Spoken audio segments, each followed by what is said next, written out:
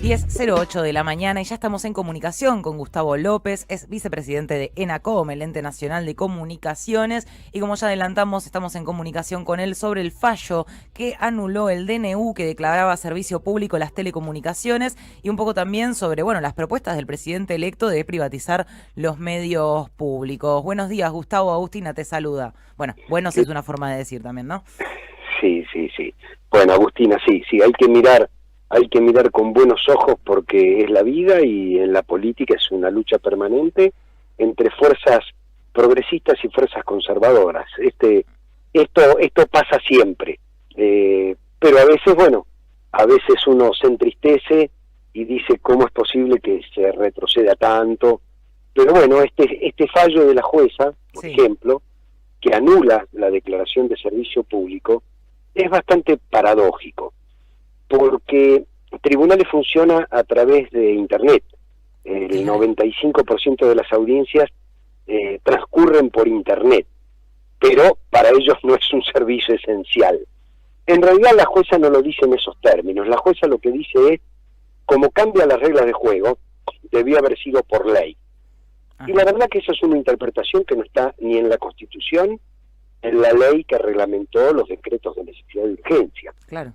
En la Constitución dice que el presidente no puede dictar DNU, salvo que no se puedan esperar los trámites normales, legislativos, por una cuestión de necesidad, de urgencia, y que en la medida en que el decreto no contenga cuestiones tributarias, penales, electorales o de los partidos políticos, lo puede sancionar. Bien. Y luego la ley dice, si una de las dos cámaras del Congreso lo aprueba, queda vigente.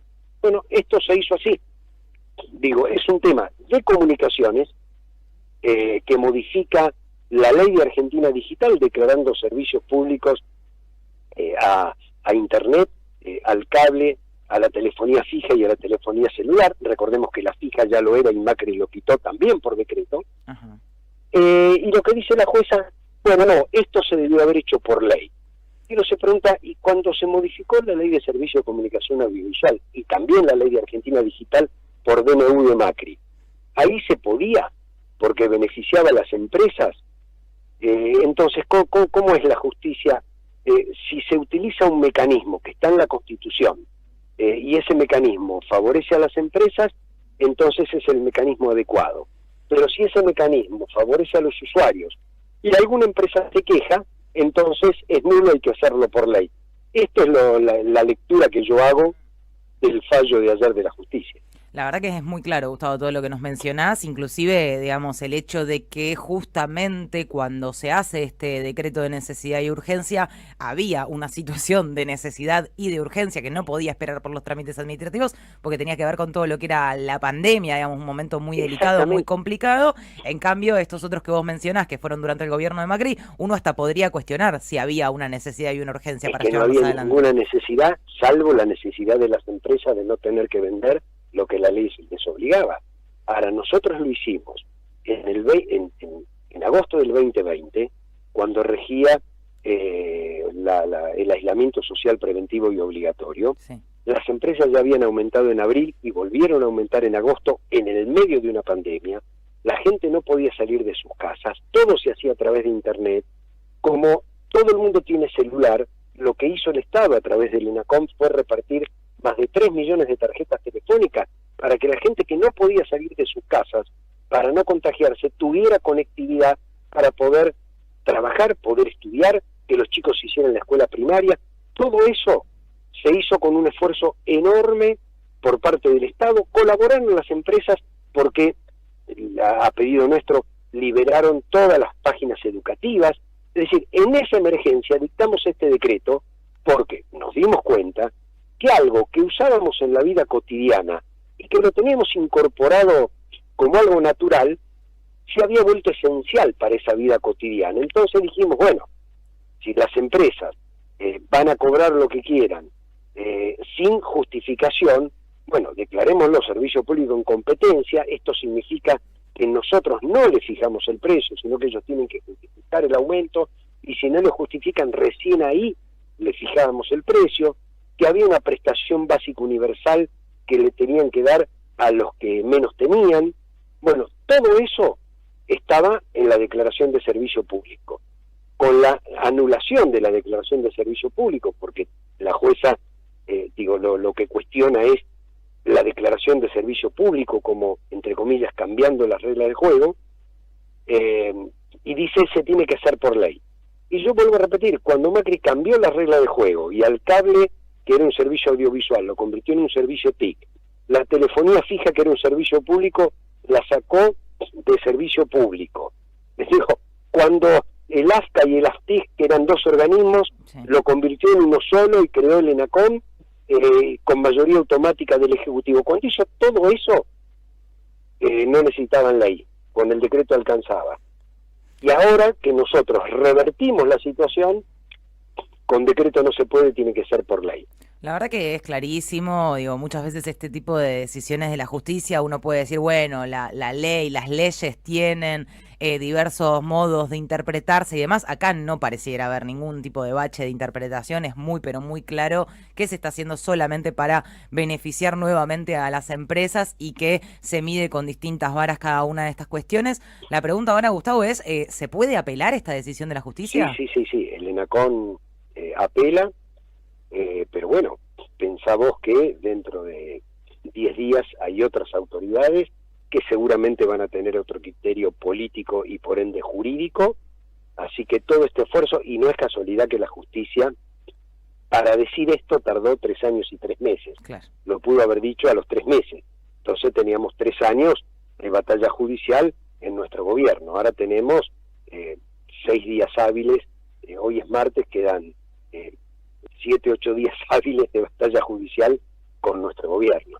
Digo, nada es casualidad, todo sale en el momento que tiene que salir, y la verdad que la justicia, fundamentalmente a partir del 2015 en adelante, se ha convertido en un poder por encima del Ejecutivo y del Legislativo. Yo recién hablaba con un colega tuyo y le decía que yo creo que el fallo más disparatado fue el del Consejo de la Magistratura. Sí. Que después de 16 años de regir a través de una ley, 16 años, la Corte la declaró inconstitucional esa ley. Entonces uno dice, bueno, si la ley era inconstitucional, tienen que retrotraerse todo, voltear todos los nombramientos de los jueces. No, todo siguió igual. Y en lugar de quedarnos sin Consejo de la Magistratura, porque si la ley es inconstitucional, no hay ley, lo que hizo la justicia fue reponer una derogada. No. Te digo, es la primera vez en la historia jurisdiccional argentina que reponen una ley derogada. Es como si mañana alguien repusiera el Código Civil de Vélez Arfiel en su versión original, porque declaró inconstitucional no la reforma de hace unos años, sino la de 1968. No, la verdad que sí. Entonces se anuló el divorcio vincular, la mujer casada pierde la capacidad y cae en el marido, todo eso decía el Código de Vélez Arfiel, que tiene más de 100 años. Bueno, yo creo que estamos en un problema político profundo, hay una corte muy ligada a los intereses de las grandes empresas, al modelo neoliberal, lo ha declarado el propio Rosenkrantz. No puede ser que detrás de cada necesidad haya un derecho, porque no hay cómo satisfacer derechos, y es el mismo discurso que tiene el próximo presidente. No hay plata, es decir, no hay valores, no hay justicia social, que es una aberración. Ahora, el problema es que todo está en la Constitución. Entonces, vamos a tener, además de la apelación, vamos a tener, yo creo, una lucha política muy interesante en el Congreso, porque el Congreso va a tener que revisar muy bien qué paquete de leyes envía Milei en esta primera semana después del 10 de diciembre, que no termine modificando leyes que costaron tanto conseguir en el Congreso, porque después no va a haber tiempo para lamentación. No, totalmente, y se espera que esas leyes las hagan llegar o las intenten hacer llegar. Hay que ver también qué pasa con ese Congreso, que ha quedado con una configuración bastante distinta y bastante complicada también para ellos, para poder aprobar las cuestiones de forma automática. Y te quería preguntar, ya que estamos en esta línea, sobre el tema de la privatización de los medios públicos, la TV pública, Radio Nacional, Telam. que entendemos también necesita pasar por el Congreso para lograrlo. Primero, ¿qué opinás vos sobre la privatización concretamente y si te parece o no que lo va a conseguir? Mira, primero me parece un disparate, es un desconocimiento muy grande de qué son los medios públicos, para qué sirven. Los medios públicos brindan un servicio, digamos, todavía, por ejemplo, Radio Nacional tiene 49 emisoras. Esas 49 emisoras están en lugares donde el resto de las emisoras no llegan.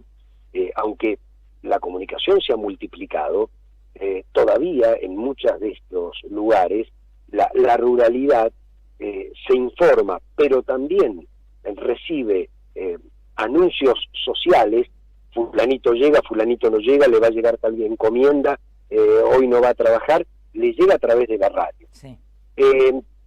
Además, la información, además el entretenimiento, además lo federal, digo, cada emisora transmite la cultura del lugar, las particularidades, el folclore, la riqueza idiomática, los giros idiomáticos. Digo, cuando uno pretende privatizar, termina uniformando un discurso.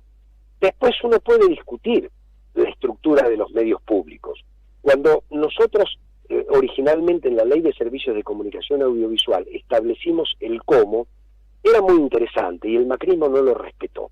Digo, los medios públicos, Radio y Televisión Argentina, se componía de un directorio donde había 2 oficialistas, 3 del Congreso y 2 del Consejo Federal, es decir, de la sociedad en su conjunto. Es decir, no tenía mayoría el gobierno. Y el recambio se hacía cada 4 años, pero de manera diferente o en el tiempo diferente al de los gobiernos. Es decir, si las elecciones presidenciales eran en el 2015, el recambio de las autoridades se hacía en el 2017. Claro. ¿Esto qué significaba? Que no necesariamente el gobierno tenía mayoría en el directorio, y sucesivamente las mayorías iban cambiando y los gobiernos iban cambiando. Ese mecanismo permitía, a lo largo del tiempo, que se construyera una identidad distinta, mucho más plural. Esa experiencia se abortó porque recién comenzó en el 2013, cuando se declaró la constitucionalidad de la ley. Eso se abortó en el 2015, cuando Macri, con el DNU, quita todo eso, pone mayoría automática del Poder Ejecutivo. Esto es cuestionado por la OEA, sin embargo, hasta el día de hoy sigue vigente. Entonces, en lugar de discutir eso y de discutir los contenidos, porque la oposición hoy forma parte de Radio y Televisión Argentina, lo que sucede es, vamos a destruirlos, vamos a privatizarlos, como si fuera una cuestión de costos y no una cuestión cultural. Totalmente. Y me parece que esto es lo grave, ¿no? Lo grave es que no se entiende, que no se comprende, además como si los privados no tuvieran ideología. Digo, vamos a uniformar el discurso, estamos en un programa grave. Si solo van a quedar 4 o 5 actores manejando toda la comunicación, y va a deteriorar la democracia. Claro, pero que bueno, en esto que vos comentás, llegado... en esto que vos comentás es claro que entonces el problema no es la uniformidad del discurso, sino para qué lado tira ese discurso. Entonces lo que buscan es la uniformidad del discurso en función y en beneficio de los privados nuevamente. Pero absolutamente, absolutamente. Digo, ¿por qué la Ley de Servicio de Comunicación Audiovisual tiene especial hincapié en la comunicación no comercial o comunitaria? Bueno, porque tiene intereses distintos, diferentes. Entonces nosotros no nos metemos en qué dicen ustedes, pero suponemos que los intereses de la comunicación comunitaria son diferentes a los intereses de la comunicación privada, y de la comunicación privada pyme son diferentes a la comunicación privada grande, y que los canales y radios universitarios son diferentes. Entonces, esa riqueza, esa diversidad, es lo que enriquece, valga la redundancia, a la democracia. Si nosotros eliminamos todo eso, bueno, esto queda en manos de 5 productoras. Totalmente. Y además van a pensar más o menos parecido, pero no se trata de cómo piensan, sino que el objetivo va a ser hacer negocios. Ahora, el que tiene una voz diferente no va a poder estar. Y el medio público tiene que estar al servicio de todas las voces. Bien, si yo la privatizo y se la doy, no sé, a Disney o se la doy a tal empresa, bueno, va a tener el sentido que el dueño de esa empresa quiere que tenga.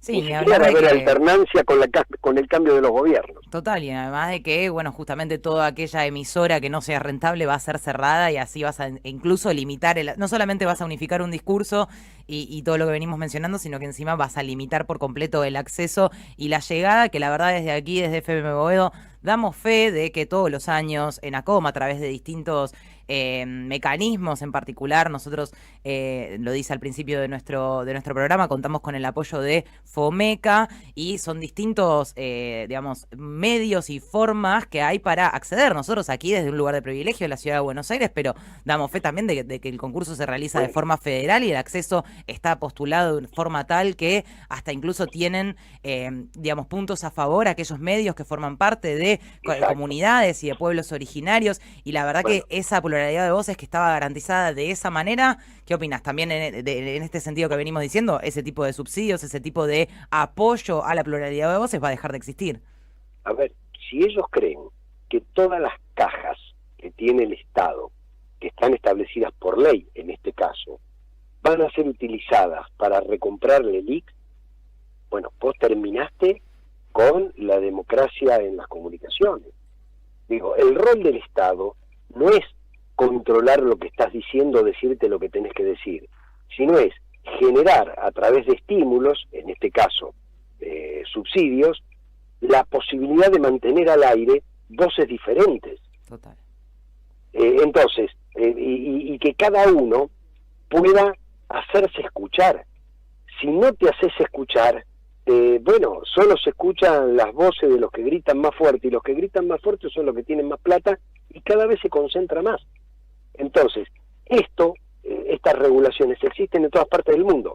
Lo que pasa es que ha ganado una persona que tiene pensamiento del siglo XVIII, del siglo XVII, ni siquiera del siglo XIX. Digo, si para él la justicia social es una aberración, no, la justicia social es un derecho que está en nuestra Constitución, en el artículo 14 bis. Digo, y hay toda una tradición centenaria en la Argentina de los derechos de los trabajadores, pero en la Argentina, en el mundo.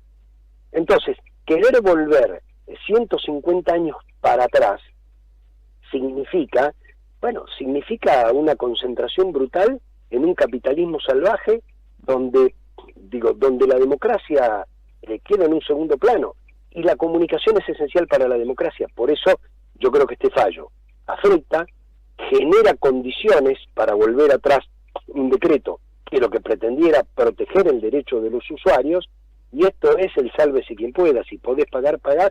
Después, si a eso le sumás la quita de subsidios o la quita de recursos que están por ley para determinadas actividades y terminás privatizando ARSAT, tiro ejemplos de cosas que él mismo dijo,